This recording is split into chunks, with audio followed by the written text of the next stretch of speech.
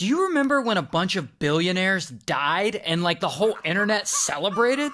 Well, it all starts with this guy. His name's Stockton, and Stockton is a pilot and an engineer, but what he really wants to do is explore the universe, like Captain Kirk on Star Trek. But one day in 2004, when he's 42 years old, he decides to do just that. Except he's gonna start specifically underwater. And so he starts renting private submarines to travel down into the deep. And he is shocked at how few submarine rentals there are out there. And so after a little research, he starts thinking, hey, I'll build a private submarine myself and I'll let people rent it from me. So in 2009, that's what he does. Stockton starts his own company, OceanGate. Hi, my name is Stockton Rush. I'm the CEO and founder of OceanGate. Then in 2016, he and OceanGate start taking tourists in a small submarine to tour underwater ruins from this Italian shipwreck. That's pretty cool. But that's apparently not enough for Stockton. He's thinking bigger. He wants to take tourists down to a destination that's really hard to get to. A destination that's gonna get his company a lot of buzz and attention.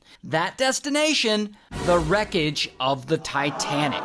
And so Stockton gets to work and he starts designing a submarine that can withstand the pressure of the ocean at 13,000 feet deep. And old school standard submarines, they're too expensive and way too big. And Stockton, he wants his to be cheap.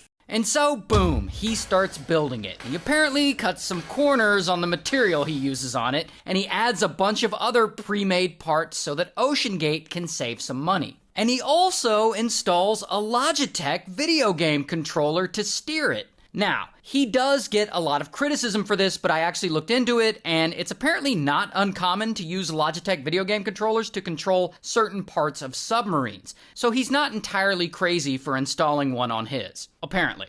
Anyway, once it's built, he calls this new submarine Titan.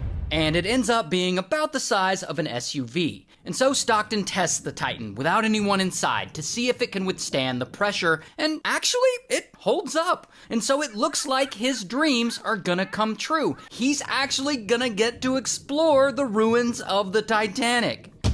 Until... not everyone is on board with Stockton's Titanic submarine plans, particularly this guy, David. And David is an employee at OceanGate. And so David looks at the Titan and he immediately sees some things that could ultimately turn into a leak. And so David lets it be known, and he brings all these serious safety concerns up in a meeting with all the bosses at OceanGate. He's like, this sub, it isn't strong enough. And he insists that they get it inspected and certified